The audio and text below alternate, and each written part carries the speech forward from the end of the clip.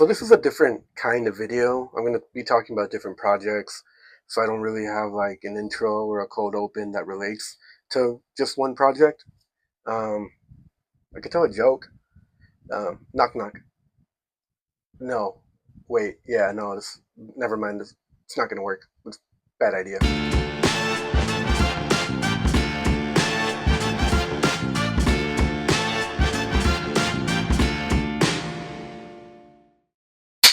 So as I stated before, this video is going to be a little bit different. It's not going to be, a video about one project that I may have liked or not liked.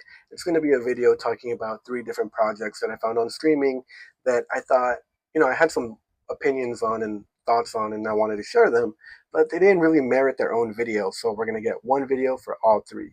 I'm hoping to do this every now and then when I get, a group of projects that I have some thoughts on, I may have liked or not, and we're going to be talking about Voicemails from Isabel and Maternal Instincts, which you can find on Netflix, and also The Bear Season 5, which you can find on Hulu. We're not going to be spending too much time on each one of these because I don't want to make this a 30-minute video. So it's kind of like a lightning round, just my thoughts on each project. And first off, we're going to be talking about Voicemails from Isabel, directed by Leah McKendrick, who has done a bunch of other streaming projects, some rom-com, some not. And so, she knows what she's doing when it comes to this. And rom-coms are a genre that I'm a really big fan of. I'm a big fan of 13 Going on 30. I'm a big fan of The Holiday with Cameron Diaz and Kate Winslet. Like The Wedding Planner, it's not a genre that is easy to do because you can easily make a Lifetime Hallmark movie and it's going to feel like a Lifetime or Hallmark movie. But this doesn't. Netflix has a great catalog of rom-coms, from Someone Great to Set It Up to Always Be My Maybe. And so I appreciated that they put another one on here that was really good. This movie feels like a book. It feels like it was originated from a novel, and I have no way to prove it because I didn't do any research, but that's what it feels like. And Voicemails from Isabel stars Zoe Doach and Nick Robinson, who have always been like these staples in modern day rom-coms and teen films, but now they're paired together, and I thought that was really cool. So Zoe Doach plays a sister of, of two who has this sister who is sick with cystic fibrosis, and so growing up they couldn't really do much together in the same activities. They were kind of limited in what they could do just because her sister was always in the hospital, always dealing with this. But they did a great job, even the young actresses, of establishing the strong connection and relationship that the two sisters had. From the get-go, you really feel that friendship and that love that they had for each other. If you have siblings, you'll know what I'm talking about. I have two, and I love them to death. And they get on my nerves the same way that these two got on each other's nerves, on screen. And they shared that connection, those inside jokes, and I thought that was really great. With this movie, the plot is you have Zoe Doach and her sister in the first 20 minutes, maybe. Unfortunately, the sister dies, and so Zoe Doach is kind of left with this empty feeling, this pit that she can't really fill. She's missing her other half, and so in like an act of sadness, she keeps calling and leaving voicemails to her sister's number, kind of acting as if her sister's not gone. She's kind of still talking to her with the same inside jokes, the same energy, letting her know about her life. But what she doesn't know is that that phone number was then reconnected to someone else in another state, and that's where Nick Robinson's character comes in. And in typical rom-com fashion, he starts to listen to these, but doesn't tell her, the situation because he doesn't want to make it uncomfortable or take this away from her. And so he just starts listening to them, like that's not a creepy stalker thing to do. But he starts to fall in love with her. And in typical rom com fashion, he flies out to go see her, to meet her, and not tell her the truth. And so we just get these series of events where they fall in love, but there's a lie that is pretty big and is not being told. And we just see how that unfolds. I really liked the feel of this movie. I think it adds to the catalog of good rom coms on Netflix. I appreciated it, and I think you should watch it. You'll most likely love it as much as I did. There's also a Robin song in here that's used really well. I love this song. It's in an Almost Friday sketch. Though there are these guys who do sketches on YouTube. They use it too in one of their videos, and whenever it pops up, it's an uplifting song. It's great, and yeah, so great use of that song in the film. Next project is Maternal Instincts, directed by Jessica Dimmock.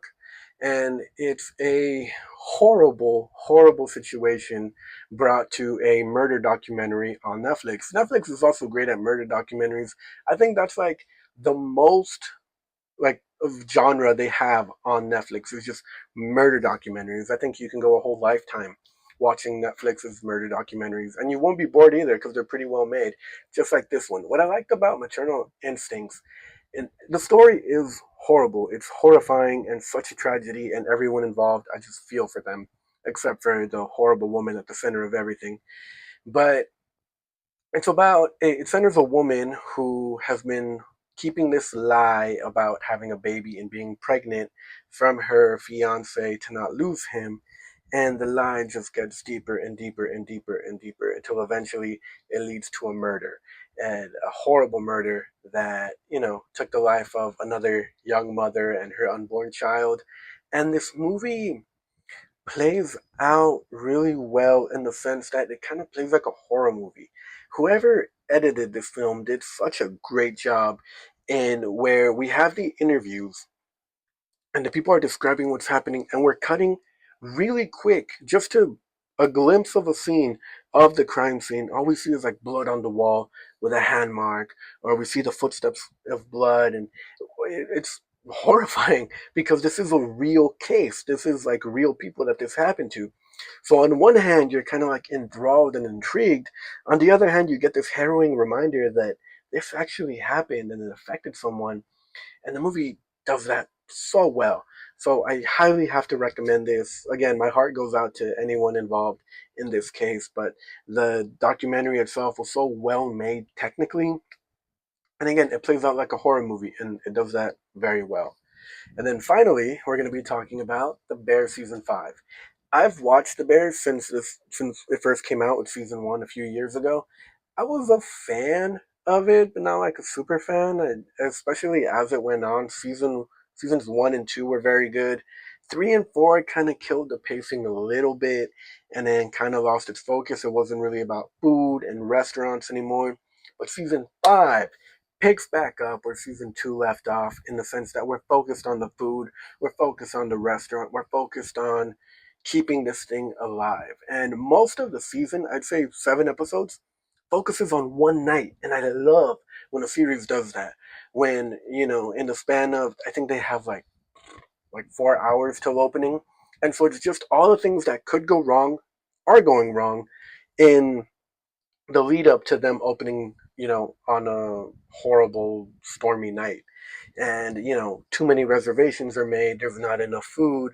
If you've been following the series for all of it, you also know that so much of the blame can be put on Jeremy Allen's White character, just because Carmi really, really, really screwed the pooch in terms of changing the menu all the time, putting chaos in this kitchen, and then you see the great balance that Sydney brings into it. Ayo Adibri, such a great actress, and I think this series did such a great job at catapulting the careers of so many people that were acting before, but not to the extent or level of fame that they were previously, like Ibon, Mock. I'm so sorry, I'm not even going to try to pronounce that last name. I can't. But the guy who plays Richie, who plays Cousin, everyone does such a great job in this season, and it really closes off the character arcs that we started off with each one of these characters, and so well.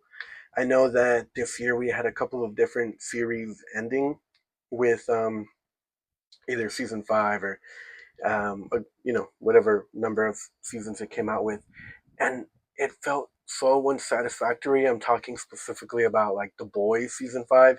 That felt like such a bad unearned ending. I know Stranger Things also came out not too long ago. A bad unearned ending, undeserved. And so to see a series, end up right where it started in the same quality and the same in the same lifespan. It was really great to see, and I really did enjoy this season. I do have to recommend it. If you've seen the others, it's definitely going to be a return to form if you've seen it since season one, and I think you'll really like it. But yeah, that's it for this video. Hopefully, I can do more later on. But thanks so much for watching, and I'll see you guys next time.